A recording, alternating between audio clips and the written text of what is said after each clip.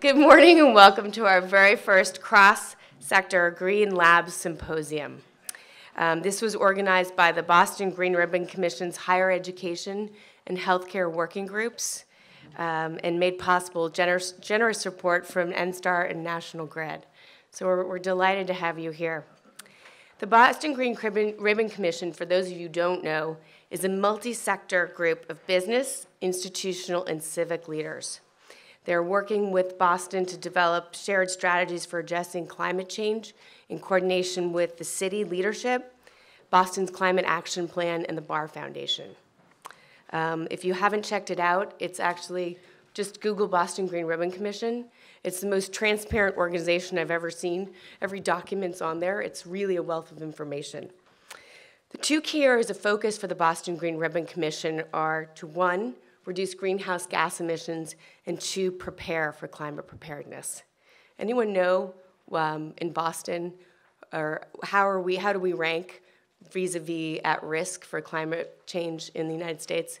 What number city do you think we are? We're 4. So the Boston Green Ribbon Commission is doing good work.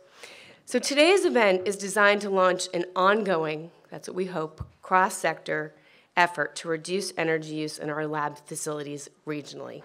I think one of the most exciting things about being able to work on this effort is that this is a way for administrators to work on something that touches the mission of all of our organizations. This is a way that we can really contribute. And I've got to believe, with all the smart people in this room, that doing this together, I mean, the easy stuff has sort of been done, and there's a wealth of knowledge in this room. Well, in the labs. The easy stuff's been done in the labs. And I have to believe that working together that we are going to be able to go farther, faster. So really the hope of this group is to get this wealth of knowledge together of all of you and to see if we can't work together more in the future to really strengthen our ability to reduce greenhouse gas emissions and more effectively do research, teaching, and science. So today's event would not be possible without the Barr Foundation's generous support of the Boston Green Ribbon Commission. I particularly want to thank John Cleveland, who is the Executive Director of the Boston Green Ribbon Commission, and I believe she's here, Mariela Puerto of the Barr Foundation. Without their support, this event or all of this work wouldn't be happening. I also want to thank members of both of the working groups that organized this event, especially Paul Lipke and Bill Ravanisi of Healthcare Without Harm, and Jacqueline Olson and Caroline Verley. They're both from Harvard, and Caroline is also the Higher Ed Working Group Coordinator, as well as the sustainability directors of all the universities that work in the Green Ribbon Commission. I see Steve Lanou here, and Dennis Karlberg and Carol Roscom, just to name a few. To start the day, we're going to share with you a welcome video messages from the chairs of the two working groups that organized this, healthcare and higher ed. They're both very sad they couldn't be here. I know personally that Katie Lapp, our executive vice president, had a previous commitment that the date got changed, so she had to be out of town. So first we'll hear from Katie, who chairs the higher ed working group of the Boston Green Ribbon Commission, which includes MIT, Boston University, University of Massachusetts, Boston, Northeastern, and Harvard. And after Katie, we'll hear from Kate Walsh, who's the president and CEO of the Boston Medical Center, and she co-chairs the healthcare working group, which is Boston Medical with all of the partners hospitals. So with that, we start.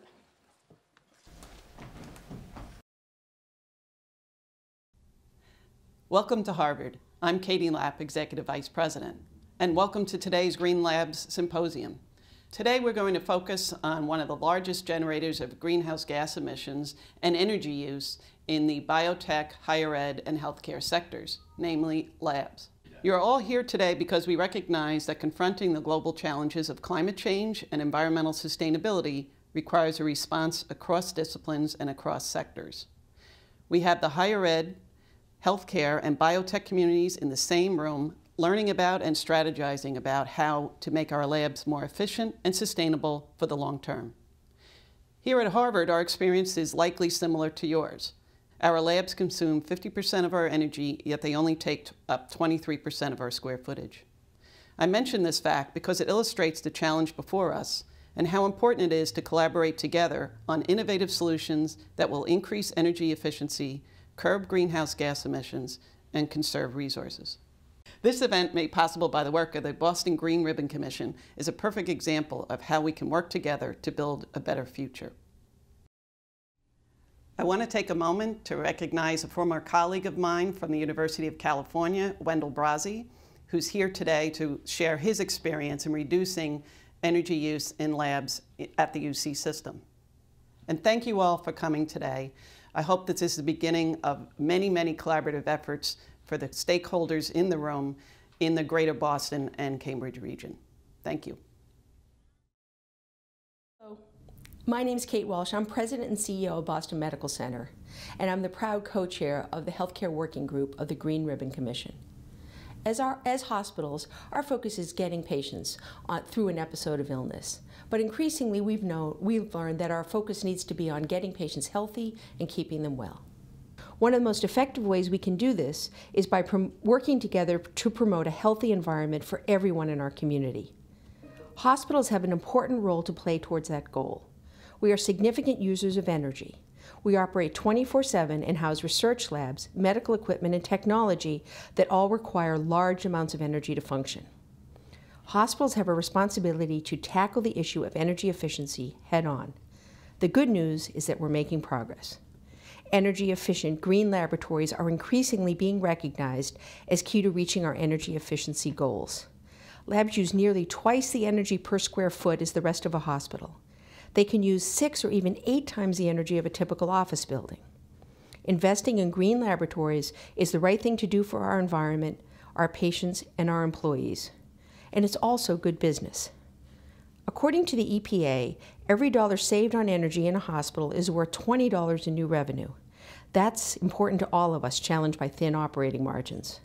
It's also new revenue that could be spent more directly on research and have a big impact at a time when research funding sources are increasingly strapped. The Green Ribbon Commission's Green Lab initiative being launched here today can help us all make the most use of scarce resources. The more efficient our research labs are, the more competitive we'll be for funding that supports important scientific and clinical advances, and the jobs, economic, and other benefits that come with investments in research. The Green Ribbon Commission's Healthcare Working Group's 22 hospitals are home to thousands of labs. Together, we can work to advance the medical science and benefit the environment to create healthy communities for the patients we serve.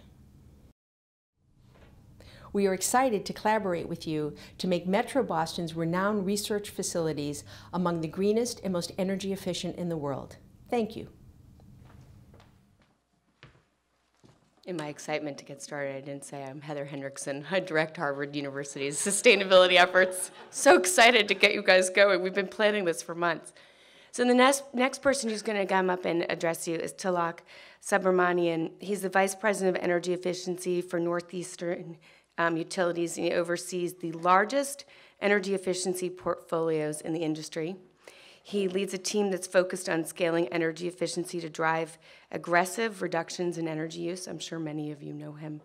And his energy efficiency program served more than 3.5 million electric and natural gas customers in 3 New England states. Talak. Thank you. Well, I was waiting here a few minutes ago. I heard our California friends talking about those East Coast guys are into suits too much, so I felt compelled to take my tie off as a minimum. But first of all, thank you, Heather, for inviting us to be part of this event. Barf, I didn't see Marielle. I don't have my glasses on, but if you're here, the Green Ribbon Commission, the work they do, and also the state, the regulators, the Patrick administration, the emphasis they put on energy efficiency and the opportunity as the first fuel. It's really helped us. It's really a privilege for us to be a part of. We talk to and work with many of you. You're our customers, partners, all of the above, and really welcome the opportunity to shape the energy profile of the region. I had a couple of slides here, and you heard Kate Walsh and Katie Lapp talk about this, and this is some numbers around labs. And we pulled this together from a couple of different sources, mostly the DOE website, federal websites. And that's the obvious reason why we're here today. And obviously, this is the median, not the mean. And it's a source energy use intensity. And what surprised me when I saw this was I was actually expecting data centers to be higher than labs. But this is why we're here today. You're here to hear from our friends in UC Irvine what they've done to take this down. And again, we're looking forward to the event today. And I have one, on a lighter note, I have one more slide. Any guess on what this is?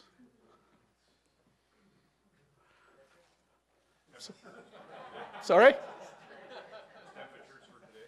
Perfect. That's what it is. So if you click the thing again, this was from yesterday. I went to AccuWeather and pulled the temperature, adjusted for wind chill factor. And so a special thank you and welcome to our friends from California for making the trip out here.